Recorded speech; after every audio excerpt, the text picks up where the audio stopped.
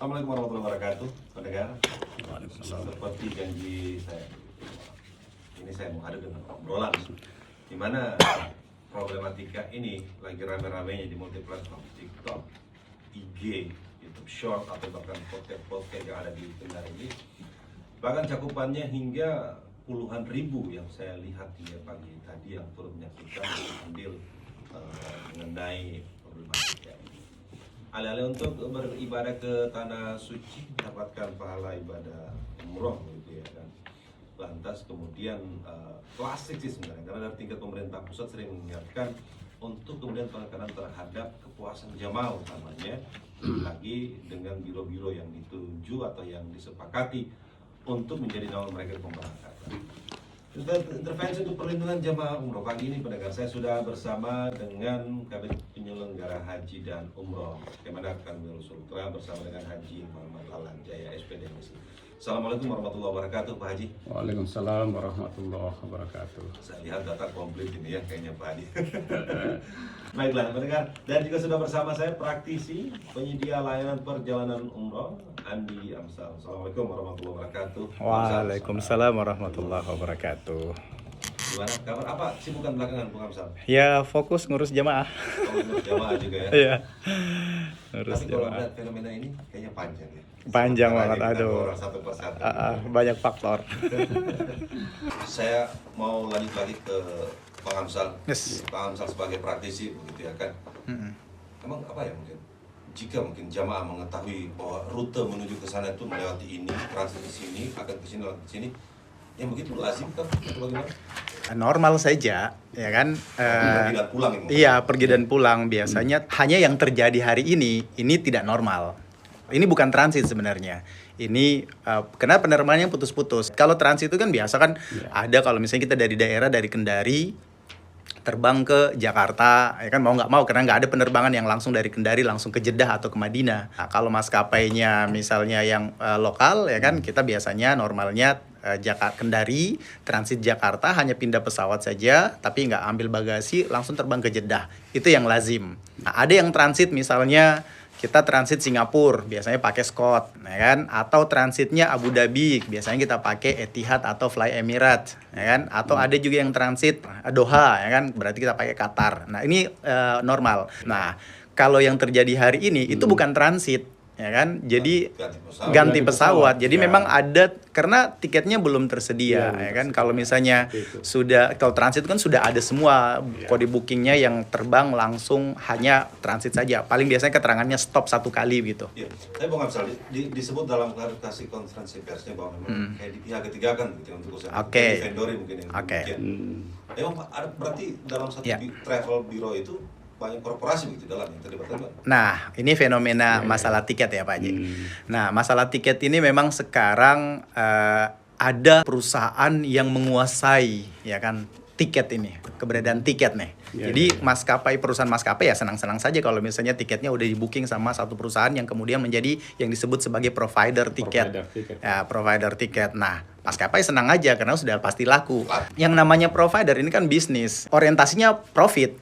Kalau misalnya ada travel yang pesan ke dia kalau hanya booking dan kemudian tidak melakukan payment, ya dia pasti cancel.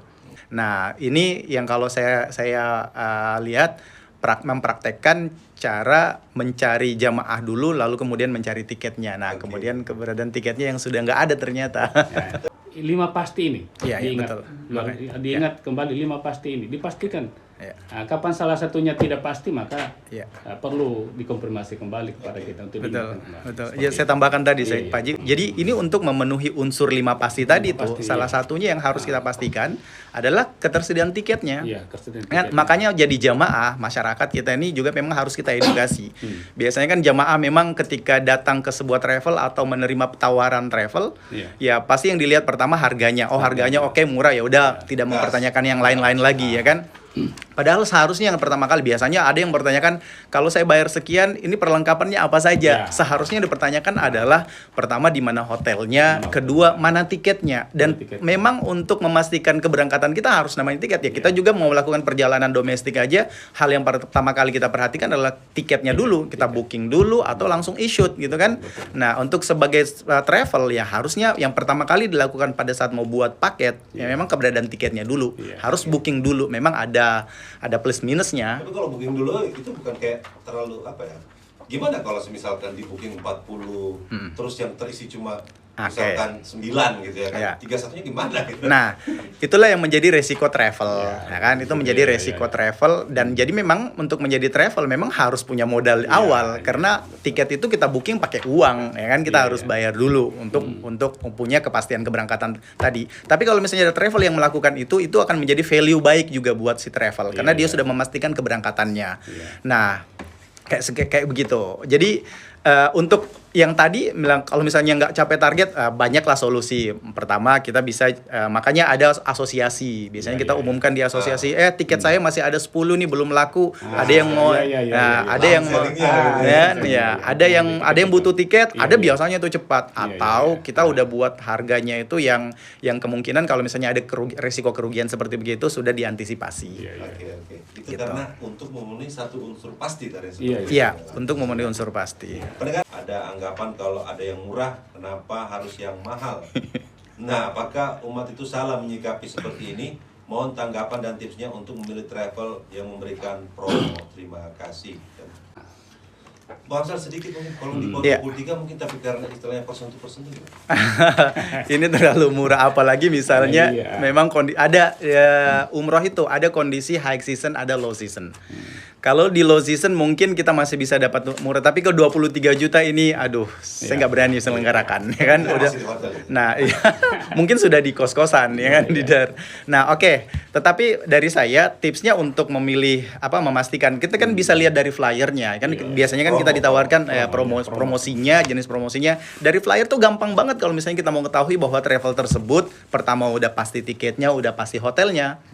Ya kan, udah pasti keberangkatannya. Biasanya kita bisa lihat dari flyer. Di flyer yang kita ditawarkan itu biasanya ada travel yang menulis kita akan berangkat menggunakan maskapai A atau B garis miring C garis miring D, misalnya seperti begitu. Nah, kalau misalnya ada travel yang masih lakukan seperti ini, berarti kemungkinan dia belum punya tiketnya. Karena masih, Iya, kita akan berangkat insya Allah menggunakan ini, menggunakan maskapai ini, insya Allah menggunakan maskapai ini. Tapi kalau misalnya ada travel yang nulis satu aja, sebenarnya ini tips yang nggak boleh juga terlalu dibocorkan, karena jangan sampai ditiru sama travel fake. Karena memang fenomenanya sekarang ini banyak juga travel fake bersamaan dengan munculnya travel yang resmi, ya banyak juga travel fake juga yang akhirnya bisa merugikan masyarakat. Nah, salah satu tipsnya untuk memastikan keberangkatan kita adalah sebagai jemaah adalah yaitu dia tadi lihat dari flyernya. Pertama yang namanya tiket pesawat sudah ada tanggalnya kan, jadi kepastian. Jadi salah satu untuk melihat kepastian keberangkatan dilihat dari situ flyernya. Di flyernya ada ditulis, kemudian kita akan berangkat. Biasanya ada hanya nulis bulan sekian, nggak ada tanggalnya. Belum ada tanggalnya berarti belum ada tiketnya. Atau nama maskapainya garis miringnya banyak, ya kan, akhirnya itu berarti belum pasti, berarti masih insya Allah kita akan berangkat menggunakan pesawat ini, ya kan. Bang Amsal, mungkin kalau dalam konteks ini juga kadang apa ya, mungkin ya lumrah lah ya. Kadang si travel ini ya teman kita sih, kita tahu, kita kenal gitu ya kan.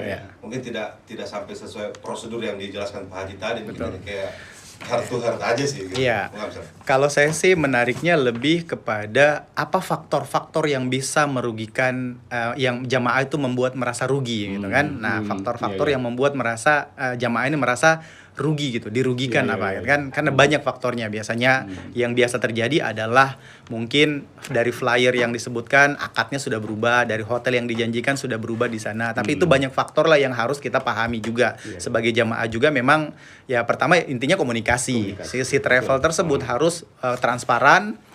Kemudian itinerarinya harus jelas. Kita akan menggunakan hotel apa. Kalau misalnya ada kondisi-kondisi hotelnya harus berubah. H-min berapa, ya kan, supaya jamaah merasa kalau paling tidak mungkin ini sudah nggak sesuai dengan hotel yang disampaikan. Tapi paling tidak yang penting jangan berubah levelnya ya kan. Ya, Misalnya ya. dijanjikan hotel bintang 4 4, kok jadinya hotel bintang 3. Ini kan biasanya jamaah merasa rugi. sampaikan itu ada transparansi. Ya. Kemudian ketika sebelum berangkat sudah disosialisasikan paket-paket layanan apa yang kita dapatkan. Nah, ketika misalnya terjadi permasalahan misalnya tiba di Mekah, sementara hotel yang kita tuju seharusnya bintang 4, tiba-tiba penuh. Nah, tentu kan harus ada alternatif lain dari Oke. penyelenggara ini. Nah, tentu bisa menggunakan mungkin bintang 3 yang mungkin yang masih kurang. Tetapi harus disampaikan jamaah secara transparan. Bahwa kondisinya masih seperti ini, mungkin nanti kita bisa masuk tanggal sekian. Misalnya kalau 5 hari di sana, mungkin kita bisa masuk hanya tanggal sekian. Misalnya 3 hari, mungkin kita bisa masuk 2 hari.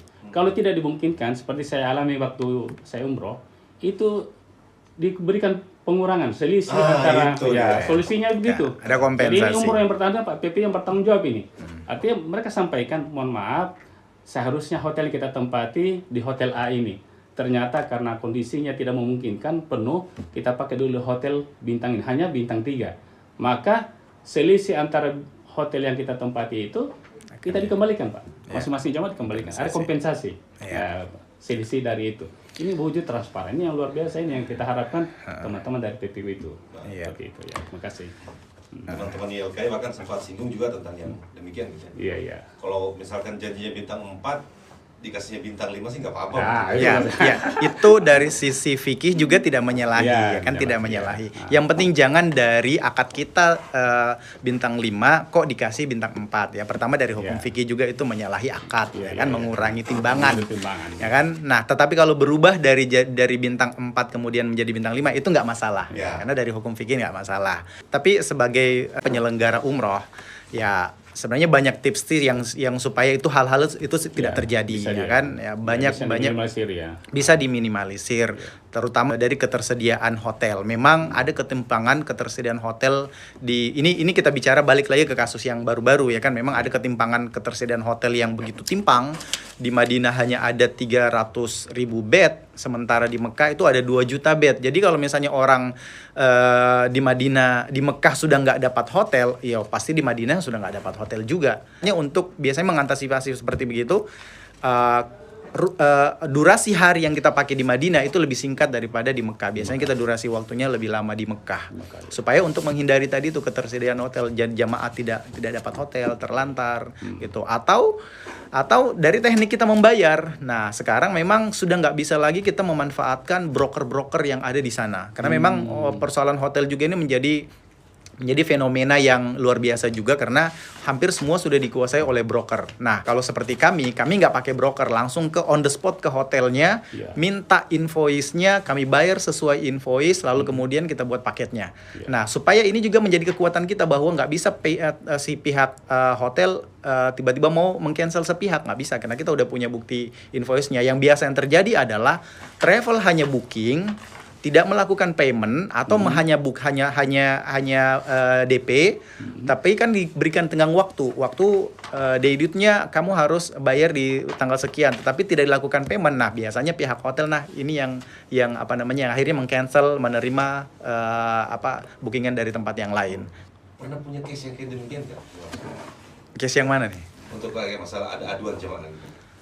Oke, alhamdulillah sampai saat ini belum pernah terjadi seperti ini sih, alhamdulillah ya. Hanya yang kebanyakan kejadian ini adalah pada saat kita berada di sana, ya kan. Klasik gitu. Yang klasik ini jamaah biasanya kesasar, Iya, iya. ya kan, kehilangan barang, ya kan, iya, kehilangan iya. barang, Zam-zamnya tertinggal air di zam, lobi, iya. gitu, air zam-zamnya hilang pada saat kita mendarat, ya kan, pulang ya, paling seperti begitu. Nah, sebagai pihak penyelenggara travel juga, ya pertama harus dibekali dengan bagaimana caranya menjadi tour leader atau menjadi penyelenggara yang baik, ya kan. Nah, pernah juga ada jamaah kehilangan, ya kan, kehilangan. Nah, tapi kalau kehilangan ini kan pada saat kita ngurus visa itu kan sudah ada asuransinya. Nah, ini seharusnya jamaah juga tahu. Ini harus paham nih. Jamaah kalau misalnya dia mau berangkat umroh itu ada asuransi yang mereka bayar. Betul. Nah, ini untuk mengcover jamaah-jamaah. Seperti kejadian saya nggak tahu Pak, yang meninggal ini seharusnya dia tuh di cover asuransi yang meninggal karena dia meninggal dalam kondisi masih perjalanan. Artinya itu masih dalam coveran asuransi. Nah, ini yang harus dipahami. Mudah-mudahan si travel karena ada travel nakal juga, dia nggak pakai asuransinya Pak. Asuransinya nggak dibelikan gitu. Nah, jadi sebenarnya penyelenggara ini sebenarnya sudah aman, sudah bagus banget sebenarnya. Yang terjadi ini hanya mismanagement saja biasanya. Mismanagement, kenapa tiketnya nggak di-booking dari awal, kenapa tiket hotelnya nggak dibayar dari awal. Padahal kita sebenarnya sudah menerima pembayaran dari jamaah. Selain ini memang kontekstualnya, ini juga bagian dari excellent service. Jadi masalah-masalah itu muncul hampir disebabkan 90% dari biaya. Ya kan, ketersediaan biaya yang tidak cukup, ya kan. Nah, jadi memang pihak penyelenggara memang harus punya extra budget memang untuk mengantisipasi dana-dana tak terduga yang seperti begitu, kejadian seperti begitu. Terutama tiket, ya seharusnya sih tiket itu sudah tidak menjadi masalah lagi, nggak seperti dulu. Dulu mungkin maskapai masih sedikit. Kalau sekarang kan dengan maskapai yang banyak seperti ini seharusnya bukan masalah lagi. Kan bukan masalah lagi, kita banyak alternatif. Kalau masalah budget gimana?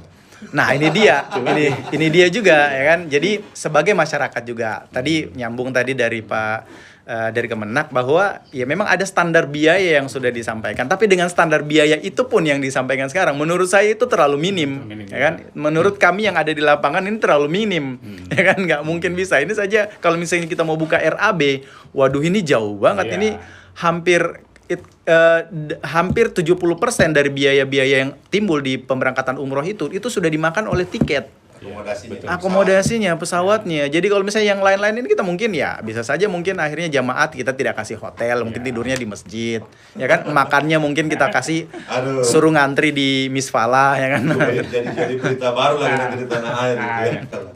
Oke, ada satu WhatsApp lagi saya coba bacakan. Assalamualaikum warahmatullahi wabarakatuh ya saya dari Nur yang ada di Konawe ya. Konawe. Yang ditanyakan, bagaimana untuk kita mengetahui travel ini yang terdaftar di bawah Kemenak sehingga kemudian memastikan kita aman dalam perjalanan umroh.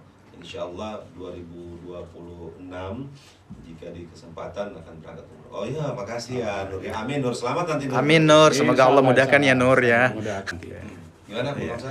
Sekarang kan era teknologi. Nah, ini tips saja buat Nur tadi ya, cari pertama travel yang paling tidak kita kenal. Dia berada di daerah kita, di sekitar kita, ya kan. Orangnya kita bisa kenal, gampang kita jangkau, bisanya besok-besok ada kejadian masalah, paling tidak kita bisa komunikasi gitu kan. Nah, itu dia. Kedua, ya sekarang era teknologi, semua travel punya sosial media. Ya, lihat dari track recordnya di situ, ya kan. Track recordnya lihat di situ, testimoni jamaah ada di situ. Ya dari situ kita bisa identifikasi bahwa travel tersebut bagus lah, ya kan. Nah, persoalan regulasinya ya harus cek artinya ini untuk identifikasi awal. Untuk identifikasi awal, lihat dari sosial medianya, lihat track recordnya, lalu kemudian kita cek. Bu Absal terlebih dahulu mungkin sebagai praktisi juga, saran recommended selain tadi yang sudah kita ulas, apalagi yang ingin disampaikan kepada Ya, pertama lebih kepada masyarakat ya kan, harus juga memang teredukasi. Perjalanan yang akan kita lakukan, ini kan kebanyakan perjalanan umroh, apalagi kita umroh ini mau ibadah, seharusnya kita memang laksanakan dengan penuh ketenangan, milih travel yang baik, kan kita lihat dari pilihan harganya, jangan hanya asal murah, ya kan. Lalu kemudian ini cocok di budget saya, kemudian kita akhirnya mengesampingkan hal-hal yang bisa terjadi di sana, bahwa bisa saja kita akhirnya jadi nggak nyaman, akhirnya ibadah kita jadi terganggu, kita misalnya ngedumel di sana, akhirnya ibadah kita jadi tidak ikhlas akhirnya. Jadi yang tadinya kita mengharapkan pahala umroh yang bisa menghapuskan dosa-dosa kita, yang menghilangkan diri kita kefakiran, akhirnya itu tidak tercapai semua. Apalagi kemudian kejadian yang kemarin, ini sampai jamaah tidak mengikuti rukun umroh lagi. Karena umrohnya ambil miqatnya itu di tempat yang salah, ya kan, tidak seharusnya. Nah, inilah yang pentingnya juga kita mengetahui bahwa masyarakat ini harus benar-benar lebih selektif untuk memilih perjalanan ibadah ini, umroh.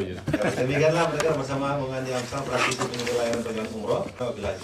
Assalamualaikum warahmatullahi wabarakatuh. Waalaikumsalam warahmatullahi wabarakatuh.